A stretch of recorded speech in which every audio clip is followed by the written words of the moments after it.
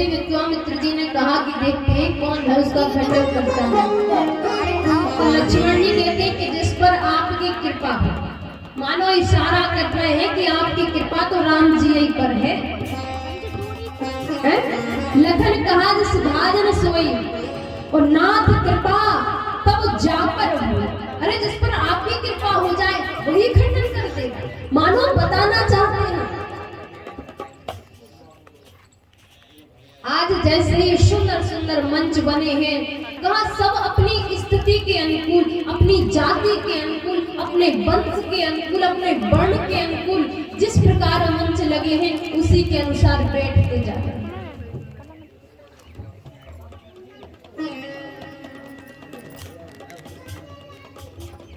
देशाधिक अनेक देशों के राजा यहाँ वहां बैठे थे।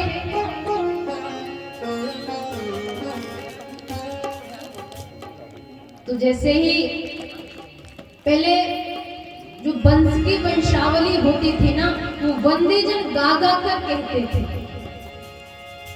मानो अपने राज्य के राजा की प्रशंसा कर रहे हैं।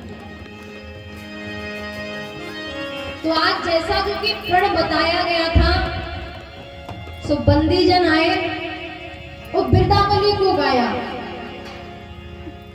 कि महाराजा विदेहराज जनक की पुत्री का विवाह जो इस धनुष का खंडन करेगा उसी के साथ किया जाएगा। बड़ा सुंदर बिरदावली गाई उन्होंने। और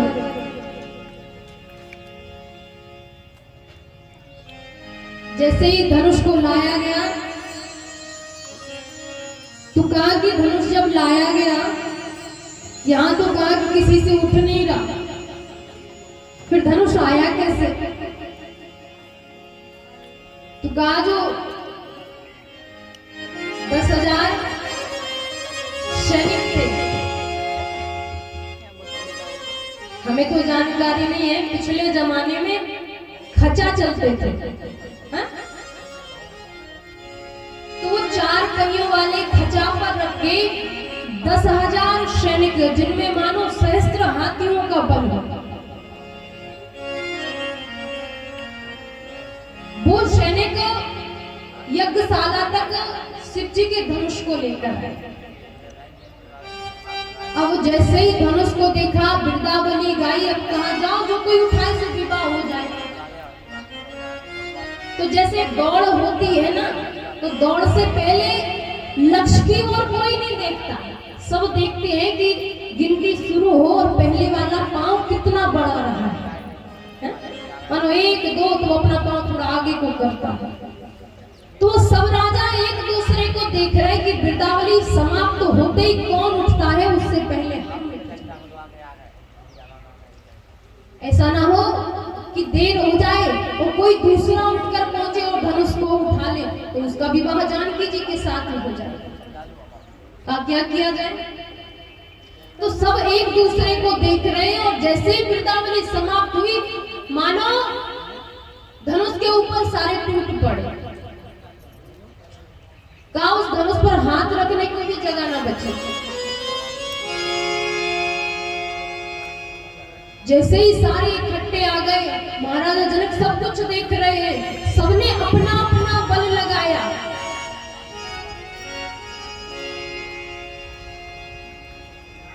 फिर किसी ने हाथ रखा, तो जो सबसे पहले लगा था उसने अपने संपूर्ण शरीर का बल लगाया। और उसको उठना ही नहीं है महाराज। इतने में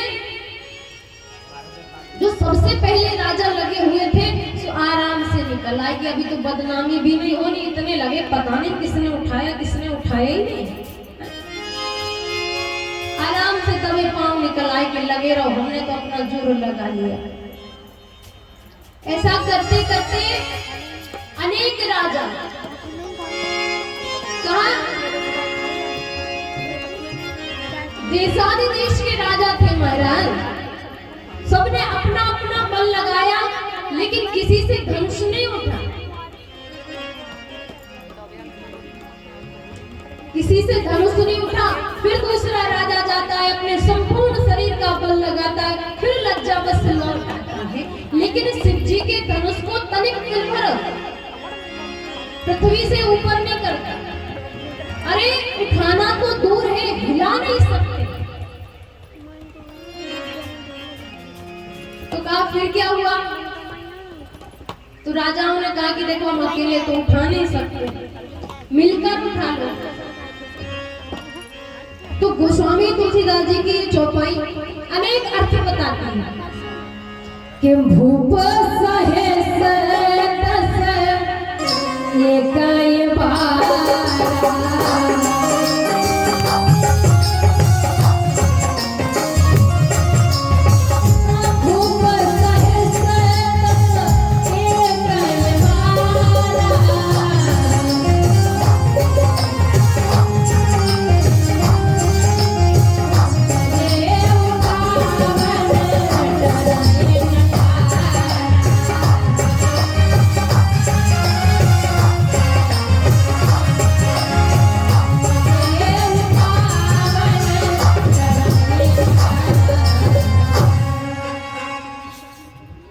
के भूप सहेस दस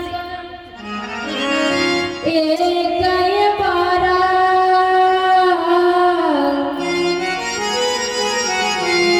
लगे उठावन टराए नटा।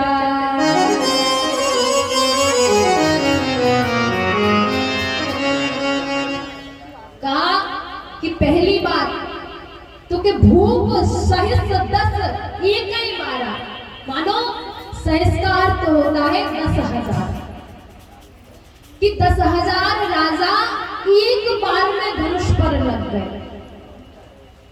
अब धनुष तो बड़ा है ही महाराज का, धनुष का नाम तो सबको ही पता होगा, पिनाक है। शिव जी ने जो महाराजा दशरथ को धनुष मिला है उसका नाम है पिनाक। का नाम पिनाक क्यों है? तो जब धनुष का जो बनना है, धनुष बन रहा था तो दधीच की हड्डियों से बन रहा था। अब महाराज हड्डियां कम पड़ गई, धनुष की जो नोक होती है वो नोक ना बन पाए, हड्डियां कम पड़ गई। तो दधीच ने अपनी जो नाक होती है ना उसकी हड्डी दी, उस हड्डी को देने से उस धनुष का नाम पिनाक हो गया। छुअते टूट पिनाक पुराना। तो शिव दधीच हरिचंद्र नरेश, सहे धर्म एक कोटि कलेश, ऐसे इनका नाम विख्यात नहीं है महाराज। आज जब भूप सहित 10 एकाई बारा, एक अर्थ तो आता है कि 10,000 राजा एक बार में धनुष को उठाने गए, और दूसरा अर्थ आता है कि 10,000 राजाओं ने एक दिन में धनुष को उठाया, एक एक करके। भूप सहित 10 एकाई बारा, बार का अर्थ दिन भी तो होता है।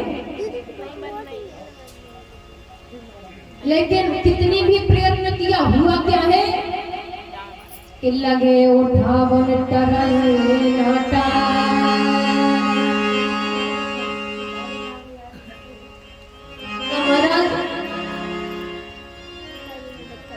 जो लाभ है ना जानकी जी से विवाह करने का, वो लाभ किसी को नहीं मिला। क्यों? उन्हें काहू न शंकर चाप चढ़ा। अब धनुष टूटे ही नहीं, उठे ही नहीं, तो टूटने की तो बात दूर ही है।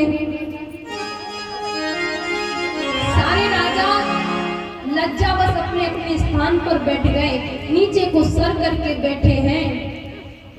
अब महाराजा जनक को लगा कि मानो अब हमारी जानकी का विवाह नहीं हुआ। कहा क्यों? अरे जब 3 दिवस बीत गए और भूप सहित 10 एकाई बारा, मानो 10-10 हजार राजा एक दिन में धनुष को उठा रहे, तो उनमें से किसी ने उसे तिल भर भी नहीं उठाया। उठाना तो दूर है, तोड़ना दूर है, हिला तक नहीं पाए। तो कैसे विवाह होगा हमारी जानकी। आज विदेहराज कहते हैं कि अब हमें लगता है कि अब हमारी जानकी का विवाह नहीं होगा। कहा क्यों? कहा हमें लगता है कि संसार में कोई वीर नहीं।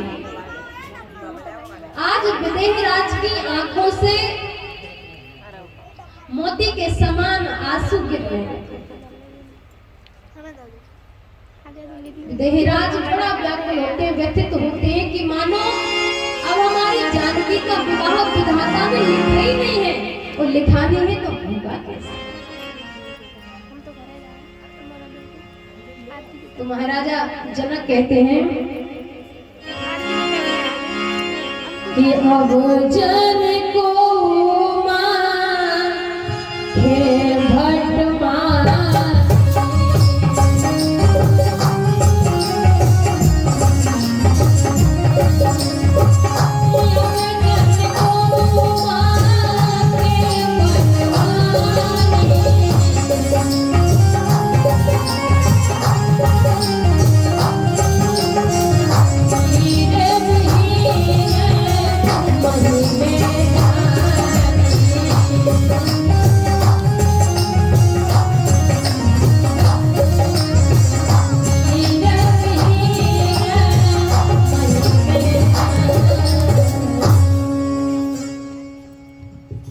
वीर विहीन मही में जाने। मानो पृथ्वी वीरों से विहीन हो गई हो, छीन हो गई हो, पृथ्वी पर वीर है। तो अब जो वीर होगा पूरा तो सही लगेगा।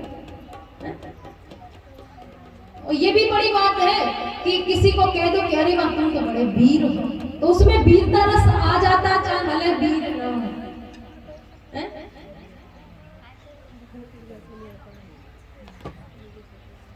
परम पूज्य राजेश्वरानंद जी महाराज कहते थे कि एक कोई व्यक्ति अपने रिश्तेदार को स्टेशन तक छोड़ने गए। अब वो बड़े बड़े दो भारी बैग लिए, एक इसमें एक इसमें। अब वो बड़ा हाँफते हुए चला रहा कि ट्रेन का समय होना है और इन्हें जल्दी से बिठाना है। वहां एक महाराज जी बैठे थे, सो उन्होंने कहा देखो तो नौजवान है, कितना भारी भारी बैग लेकर आ रहा है, वाह। तो जैसे ही पास में आए तो महात्मा जी ने कहा अरे वाह भैया आप तो बड़े वीर हो, बड़े बलवान हो, देखो कितने फुर्ती में आ रहे, इतने भारी भारी बैग। तो उनसे जैसे ही वीर बलवान कहा, वो कहूँ कहीं ना हो महाराज, फिर एकदम कह दो। और इतने में क्या हुआ कि ट्रेन आ गई। सुखा तुम जैसे वीर तो एक क्षण में इस ट्रेन को पकड़ने काहे को हाँफ रहे हो। जैसे ही वीर बलवान कहा होगा 1 मिनट में ट्रेन पकड़ लोगे तुम जैसे नौजवान को।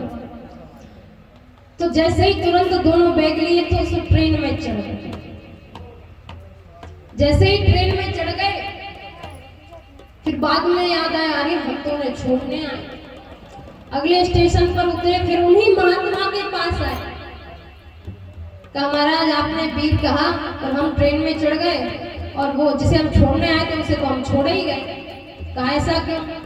तो आपको सोचना चाहिए था ना कि जिसे छोड़ने आए उसे तो बिठाना है। बोले क्या करें महाराज, आज तक किसी ने वीर बलवान है नौजवान कहा ही नहीं हमसे। कहा सो ट्रेन पकड़ कर चले। तो जो वीर होगा जो बलवान होगा उसे ही तो लग जाएगा। अब ऐसे ही तुम नौजवान बने फिरो तो गलती है। आज माखे लखन कुटिल वही गए। बड़ा क्रोध आ रहा है लक्ष्मण जी को। कहा क्यों क्रोध आ रहा है? अब जो क्रोध का स्वयं अवतार है, स्वयं रूप है, उन्हें क्रोध ना आए तो फिर आए किसे? और हम और आपको तो क्रोध क्यों आ जाता है? लाइट चली गई, बहुत गर्मी लग रही, हमें इतना गुस्सा आ रहा है इस लाइट पर। अब तुम्हें लाइट ही पे गुस्सा आ रहा है। तो हम और आप तो क्रोध फालतू में कर रहे हैं जिसका कोई अर्थ ही नहीं है। तो आज जनक जी बड़ा